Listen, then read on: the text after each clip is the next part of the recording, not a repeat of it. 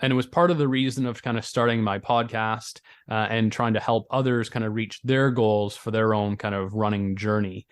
So it was part of, really trying to think about, I've been blessed by those great mentors and thinking about, 20 years from now, the kid that I'm able to help now and what he is able to do or she and the goals they're able to accomplish and find, like I have, the love of running and meeting these goals and accomplishing great things. And then, 20 years after that, that person then takes all their advice and passes it on to the next generation.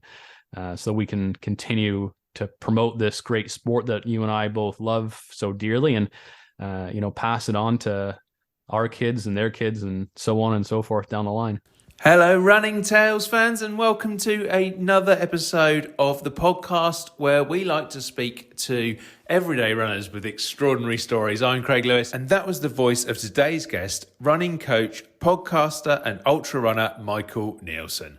I love Michael's message there about passing on the joys of running. It's something we try to do here on Running Tales, and I know that Michael does it too on his own Runner's Resource podcast. Runner's Resource is also one way Michael likes to pass on his knowledge and passion for running, not only by interviewing a host of fascinating runners, but through his own hints and tips about running, ranging from subjects on pilates to the different energy systems used to fuel your muscles. And if you have a listen this week, you'll also be able to hear my own slightly dubious running story. Michael was kind enough to speak to me about everything from podcasting to overcoming pericarditis, with lessons in how not to run a marathon thrown in. Today's chat with Michael will give you much better tips than you'll ever get from me. We spoke about running coaching, the importance of nutrition, and how to fit in running when you have a young child, something Michael is currently enjoying with his own 4-year-old. We also spoke about Michael's own running journey, including ultra races on 50-kilometre trails and cracking the 50-mile distance at the second attempt. I started our conversation by asking him how he first started running. Well, thanks, Craig, and thanks for having me on today. I started running way back when in public school, doing cross-country events. So I did a couple of those back then. Then through high school, I started playing a lot of tennis and a lot of other sports. And, running at that time for me was more kind of recreational and just for fun. I had the opportunity actually in a high school class to run and lift weights as a curriculum where we would do like a health class. So that was sort of my first kind of opportunity to kind of run a little bit longer distance, kind of learn about how to train, doing weights, and, learning about the kind of anatomy and physiology of our actual body, which led eventually to kind of, I think, my kind of job as well later in life. Do you love running right from the start? I think so. I mean, I'm a lover of all things sports. Given the opportunity to do anything, I will take full advantage of it. But yeah, I think, maybe not so much in, when I was, 12, 13 years old, running cross country in grade 8, but, through high school, even though it would have been hard running, these 5 or 8K events that we had to do in class, definitely loved it. But I think the bigger passion came a little bit later when I started running the longer distances and then really kind of fell in love with it. In terms of running, what have you done? What sort of distances have you done? What kind of races have you done along the way? Yeah, so I've done really anything from, your 5K local event in town to large marathon events, in large cities, Toronto, Richmond, Virginia. And then I've tackled, once I had kind of gotten kind of the, half marathon distance, then, a lot of runners, jump into the really high ultra marathon distances as well. So after I'd done a few marathons, then I had done a 25-kilometer trail race. That was fun. Okay, well, let's do a 50K. And I had done 2 of those at least. And then I had attempted 150-mile race. Maybe we can get that in a minute. I didn't actually start the race, but then about a year later, then I did the 50-mile distance. That's the farthest I've gone. So right from 5K right up to 50 miles. And how did you find those longer distances? Was it something you took to naturally? You're quite a natural runner, and you were able to just keep going and maintain that stamina, Or like a few of us along the way, did you have that sort of moment where you hit the wall and went, "Oh wow, I've really overestimated what I can do at this stage," and it's kind of back to the drawing board? No, I actually think I mean, I am fast-ish for like a recreational runner. I've been blessed with being able to run some fast times, but I think I actually enjoy the longer distances the most for me. So, anything from I really like 50 kilometers is sort of my sweet spot for really enjoyable races. It's going to take you, at least for me, in the range of probably 6 to 7 hours to run. There's a lot of strategy, really, really starting slow. Those events as well usually involve on trails. So, you see a lot more. There's a lot more strategy in terms of, trying to, walk or go slower on the hills. There's a fueling component as well, not just, blast out a 5K without need to worry anything about, water and any kind of fuel to get through. And then, I mean, the 50 mile, that's a whole other beast compared to the 50K. There's a whole whack of training that was involved in that, not just the physical component, but, how am I actually going to get the food into my body to properly finish this race? And I mean, I had a blast with it. It was super hard, but very, very rewarding. I think I want to come back and ask you a little bit about the 50-mile experience in a bit. Yeah.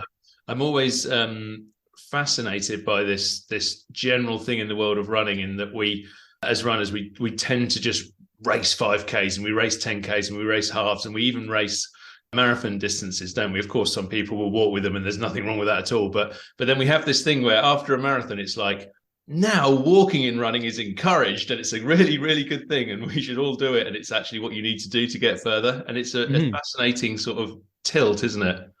Yeah, I mean, even in a marathon, I mean, you can run a very good distance, or a very good time rather, and walk, say, the aid stations. Grab your water. That's every 2 miles or every 3 kilometers or so, and gives your body a little bit of rest. But even running, say, 10 minutes and then walking one within a marathon distance, that you will be able to run a very good time. But I think, as you made reference to, it applies a lot more so in the ultra marathon world. I in some of those events were lapped by some people who ran like ridiculously fast times, and I still ran a pretty decent time for some of those 50K or 50-mile events.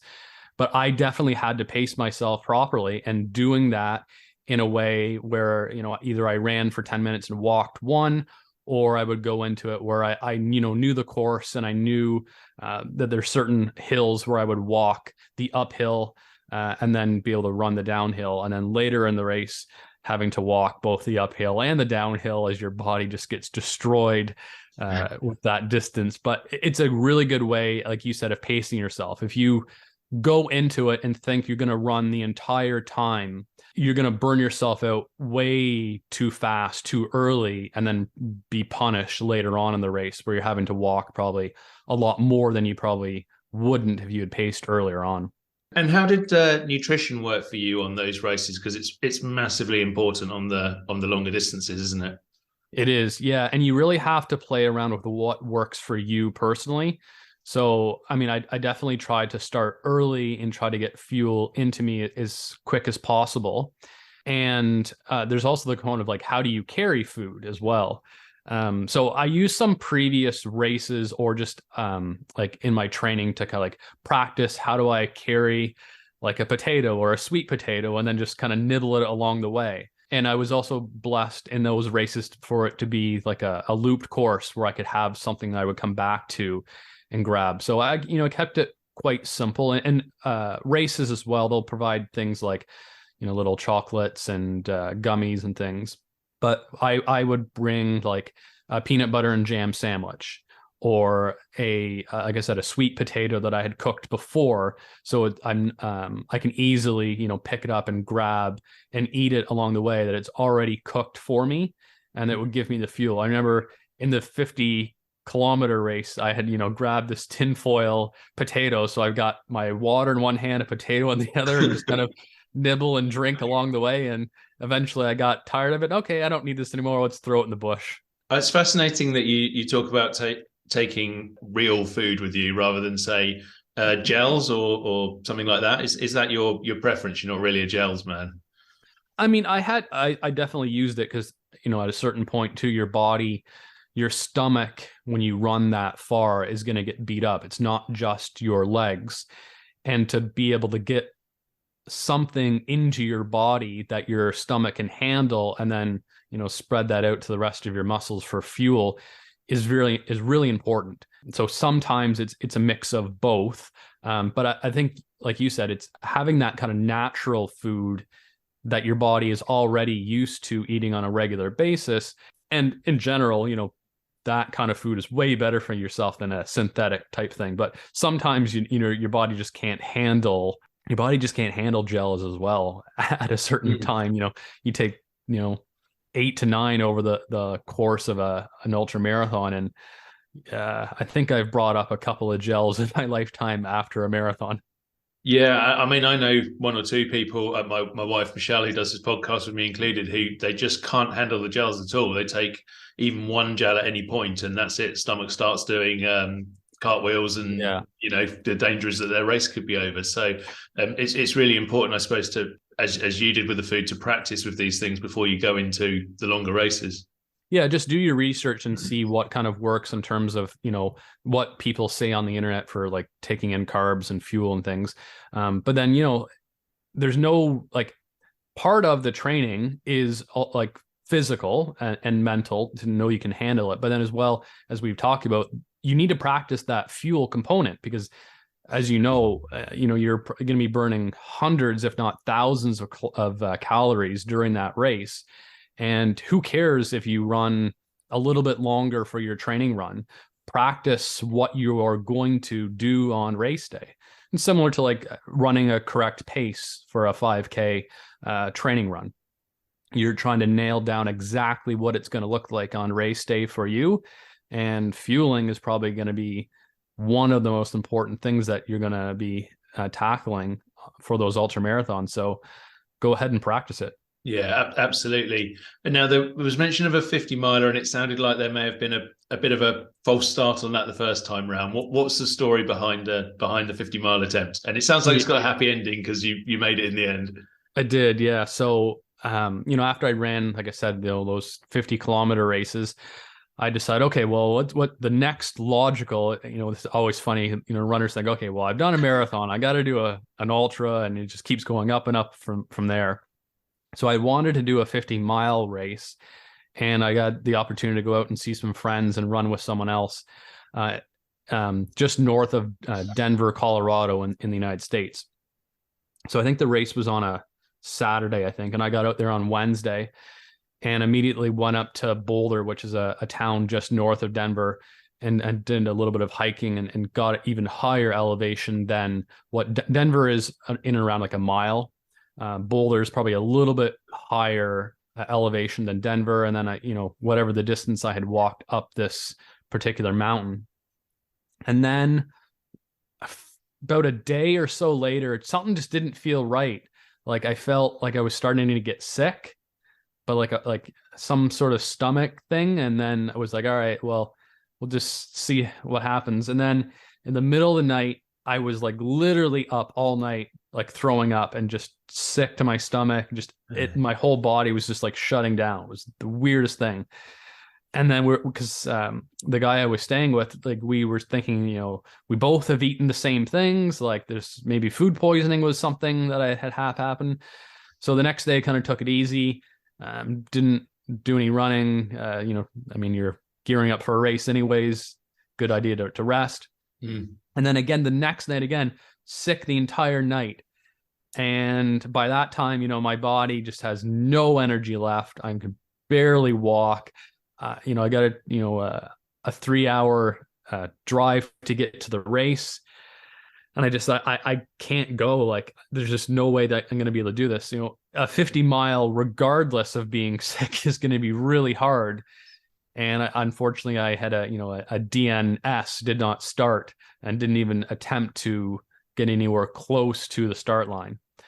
So didn't compete at all, which was super disappointing. You go all the way out there and not even get to compete. But like you said, the happy ending was, about a year or so later. I think it was either the next spring or the spring after that. I had done a 50-mile local to where I am. Denver would have. So I am in Grimsby, Ontario, Canada. We are definitely similar to you guys in England at sea level, maybe a couple hundred meters above. So running in Denver would have been a lot more difficult in terms of the altitude. In the end, I think it was altitude sickness that I got. That altitude affects you in different ways. And I've been out there before and I had nothing. But just it hit me in a weird way. But like I said, about a year later, ran the 50-mile here, not in altitude, and did quite well. Oh, well, brilliant. Well done on coming back and getting it done. I mean, altitude sickness, it is such a strange thing. We were lucky enough to go and do the Inca Trail in Peru a few years ago, which is okay. Pretty much at altitude. And I just remember as the plane landed, a lady in front of us, and she was quite young. She just walked off the plane and immediately fainted because of the altitude. It just hit her instantly. So I don't know how her holiday went. I'm worried about that. But it can have an incredible effect on people, and trying to take on those huge events is a massive challenge, particularly if you're not feeling great at the start. I don't know how you do it in terms of like when to get out there. If you're like you or I living in an area where you're not used to the altitude, because like I said, it could affect you totally different the next time you go. You just never know what might happen. So I don't know. I'd love to be able to tackle that distance again in altitude somewhere. But how to actually travel and do it properly, I need to do some more research into that and to figure out when to arrive for race day. Yeah, definitely. I mean, I can't help you with the running side of that. Maybe if anyone listening can, then let us know. But they certainly, when we did the Inca Trail, they said get out there a week before you try to do any serious hiking, because the first day you'll be out of breath going up the stairs, and that's pretty much everyone unless you're super fit. So it has a funny odd effect, which is why these amazing athletes can go out there altitude train and then they come back down, and it's the easiest thing in the world for them, isn't it? Obviously, as you've been going through this, you've made a few hints as to your occupation and so on, because you obviously know your stuff when it comes to training and so on. But so you are a running coach. How did you get into that, and how does that all work? Well, for my kind of background, I have a Bachelor of Arts in actually gerontology, which is the study of aging. So for a number of years, I am also a personal trainer. So for a number of years, I did, personal training with older adults in a nursing home setting. So I'm used to kind of helping people with kind of goal setting and creating fitness programs to reach certain goals. Younger people, much different than the older adults, but that was such a rewarding job that I had for a number of different years. And then, more recently, after, running for, I guess, maybe 20-ish years. I won't age myself totally, but, I've been blessed with the opportunity to have many great coaches and mentors through either teachers or community groups or like one-on-one coaching that I had been taking part of for my own kind of running goals that I had in mind. And it was part of the reason of kind of starting my podcast and trying to help others kind of reach their goals for their own kind of running journey. So it was part of, really trying to think about, I've been blessed by those great mentors and thinking about, 20 years from now, the kid that I'm able to help now and what he is able to do, or she, and the goals they're able to accomplish, and find, like I have, the love of running and meeting these goals and accomplishing great things. And then, 20 years after that person then takes all their advice and passes it on to the next generation. So we can continue to promote this great sport that you and I both love so dearly, and, pass it on to our kids and their kids and so on and so forth down the line. You mentioned kids. I know that is a wonderful challenge, but one of your biggest challenges in your running at the moment. Do you want to maybe explain to people why that is? I've probably given it away, but and how you're getting on. So my wife and I, we had our first child, Luke, about 4 months ago. And, I look at my running from January to September, and it was, ramp up, I don't know how many miles in a particular month, but did quite well. And then September hit and everything kind of went down from there. It's a little bit harder now with a 4-month old to get out for longer distances. And obviously, with work and many of the other kind of obligations that I have in life. But, you try to make do. It is that you could say that's an excuse. But, I try to, get out for like a 5K event or a run at my lunch at work. And then at nighttime when he is asleep, being able to use that opportunity to do, or at least right now where we are here in Canada, it's cold and snowy and really dark at 8 o'clock at night. So, spend that time, either doing a yoga session or doing weight training to get ready for the spring. And, maybe come the spring, then able to do a little more running at night. But definitely having a 4-month-old, it's a huge blessing in our life and it's great, but running is maybe not the highest priority in terms of the total mileage. But even, this past week, I was able to get out there 3 times for a total of about 17 kilometers. That's still really enough to maintain your fitness, through the winter. And then come the spring, when he is a little older, we've already got a jogging stroller, can get out with him. And then, look at some kind of local races that I would want to do and have enough of that kind of base that if I want to kind of start to ramp up a little bit more, I'd be able to kind of feel enough opportunity to ramp up that mileage and run a decent event time. It's fascinating hearing, obviously I don't know, struggle's probably not the right word, but you know what I mean. For someone like you, who's an experienced runner, it's quite interesting. You generally hear a lot of people with young families, and they might sort of say, "Well, I'd like to go running, I'd like to do sport, but I just don't have the time. I kind of want to lose a bit of weight, I want to get fitter, but this is just a nightmare, and our family's got to come first at the moment." I'm interested in how you were sort of saying even a little bit is really good for you. I guess your advice would be to people, just fit it in when you can and do what you can. You don't have to be running an ultra. You'll still feel the benefits. Yeah, I definitely am not doing as much as I used to do. That is certainly the case. But as you said, it's a definite change in kind of my mindset. But, really, I don't know the exact numbers off the top of my head. But, let's say you're able to get in, even 3 to 4 hours of physical activity, whether that comes through running and some weights during the week. That is enough if you push your body hard enough to have, just maintain enough for general like strength and general cardio, those types of things. Obviously, before that, I was doing way more through other sports and running a whole lot more. But, as I made reference to, everyone has enough time in the day at some point to do something. He goes down for a half an hour nap. So, there's opportunities there. He goes to bed at 8 o'clock and sleeps.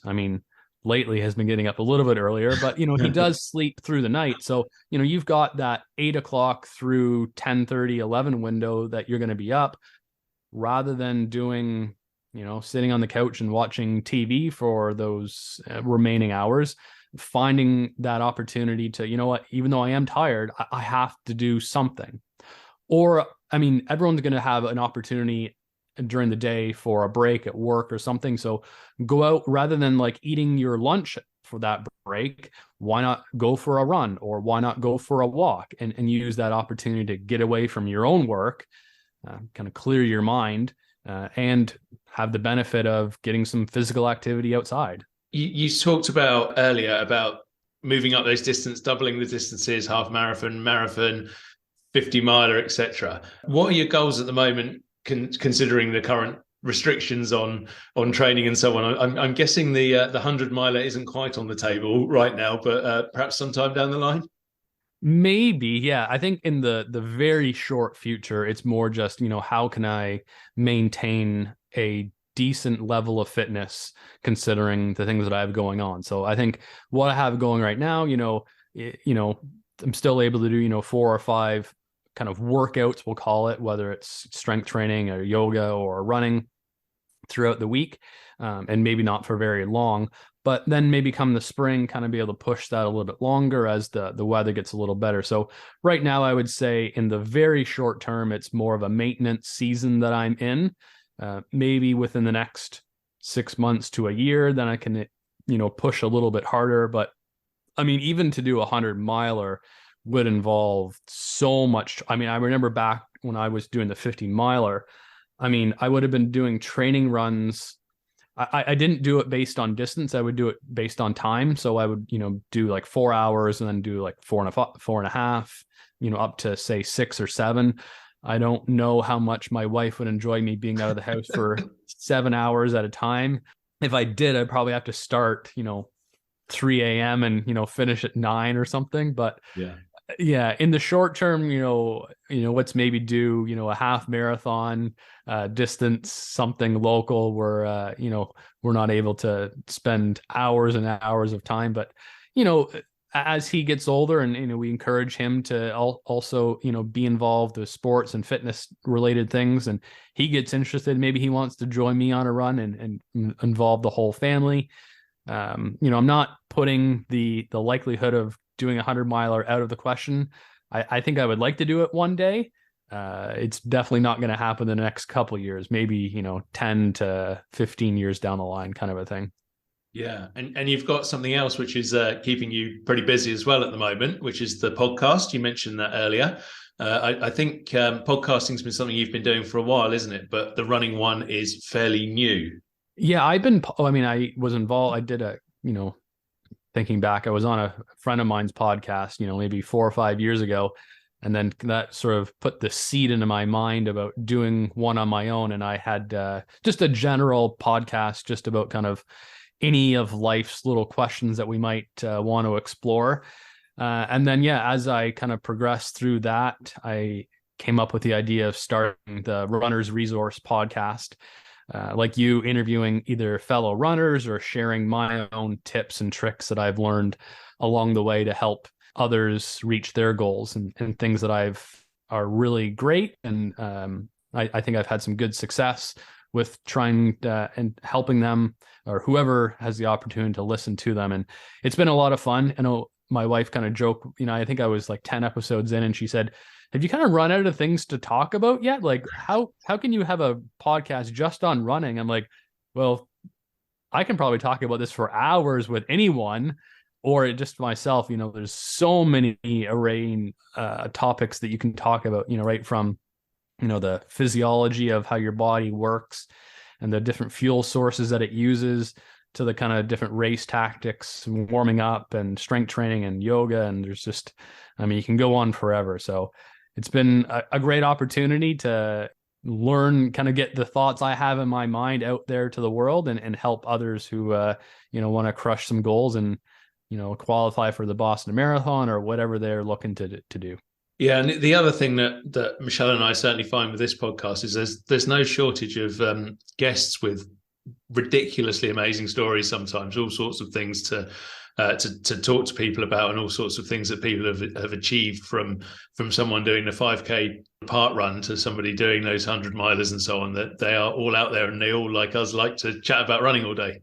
Mm-hmm. Yeah, I've talked to a couple of fellow parents and how you can utilize exercise when you have young kids.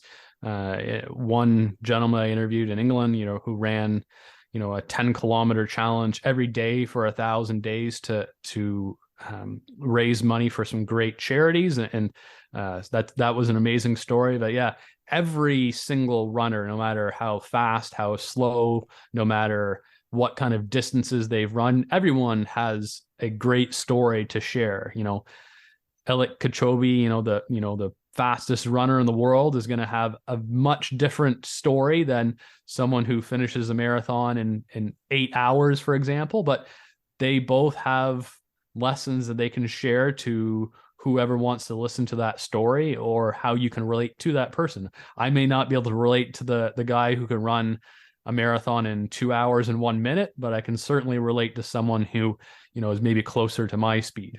Yeah, 100%. And the other thing is that the funny thing that I always found is the very best people quite often are the ones who say, "Oh, I don't really have a story. I've not got much to say. I'm just someone who runs," and then they'll tell you something absolutely spectacular.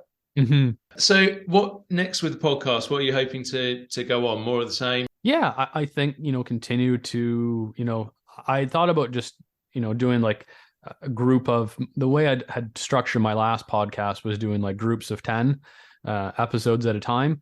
But then I just I got through 10 quite easily and then just kept rolling. And I like a mix of both kind of interviewing other fellow runners, getting to know their story.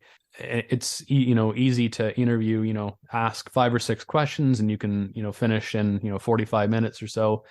Doing the solo episodes are a lot more work. But I think they're also very rewarding to, help answer a very specific question. So for example, I have one I kind of made a reference to about, the different energy systems that are used to fuel your muscles in different distances. So, when you run a 800-meter race, you are going to be using a very different fuel source than you would from doing a marathon. And so talking about the anaerobic and aerobic fuel sources is probably something that most runners have never thought about, or when I interview what they would even come to mind, but it's something that I enjoy talking about, the kind of the science background as well. So that's one episode I have coming up. But yeah, I've got mini episodes kind of in the bag, people talking about their own stories, assistance with like Pilates and off-season training. And yeah, a couple of more high-end, I'll call them, runners. One gentleman I've been trying to nail down who set the world record for running across Canada. Which is quite an amazing story. And, even just there's very few people who've done something like that, but he holds the world record for distance or time rather to run across Canada. Fantastic. And we'll put in the show notes for this where people can find Runner's Resource so they can go and have a listen to everything you're doing there. Just to finish off, one final question. With all your experience as a runner, as a coach, as a podcaster, what would be your one bit of advice to someone who's sort of listening to this and thinking, "Oh, well, I thought about being a runner enough to listen to a podcast, but I'm not quite sure how to get into this and why I should love this sport"? I mean, you have to love what you're doing, and I think running, brings out those like endorphin feelings that, any exercise, no matter what it is, that you do, as long as you love it, you're going to be able to do it for a long time. So people often ask, what's the best cardio that I should do for the most benefit? My answer is always do what you love to do the most, and you're not going to have any problem with it. I hate swimming. And I'm not a great swimmer, so I would never swim. But I love to run, and I can run for hours and hours. So find whatever it is that you love. If you love to run and you get into it, you're probably going to be like most of us and get totally involved in it and get obsessed with it and just see where it goes. You might not think that you could ever do a 100-miler, but start slow. So start with, your local 5K event and see how that goes. And once you've kind of got that under your belt, create a new goal for yourself. And I think that we as humans love to push ourselves, physically, emotionally, and see where we can go with whatever physical endeavor that we're wanting to accomplish. And I think sort of sky's the limit. I probably never would have thought I could do, 50 miles or even 100 miles years and years ago, but you'd surprise yourself, with a little bit of training, a little bit of time, a little bit of patience, a little bit of kind of coaching and doing some research to see what works best for you. You may not be able to run world-class times, but pushing the distance is something that anyone can accomplish, because the only thing that's involved is just the longer time that it takes to get there.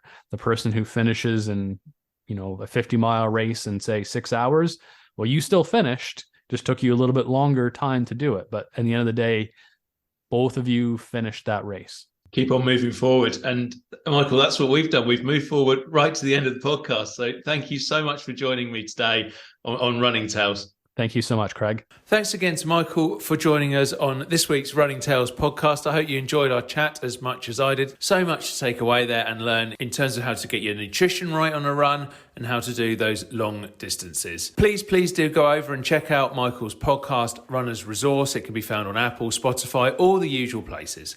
And while I'm talking about where you can find podcasts, I just want to take a moment to ask you all to take a little bit of time out to give us a review and a rating wherever you listen to Running Tales. Do the same for Runner's Resource as well. Positive reviews mean podcasts get seen by a wider audience, so the more we get, the more then people get to listen to the inspiring stories of guests such as Michael. Also, if you want to hear and see more of our content, please be sure to follow us on Twitter and Instagram at Running Tales Pod, on Facebook where our page is called Running Tales, or check out our YouTube channel at Running Tales Pod.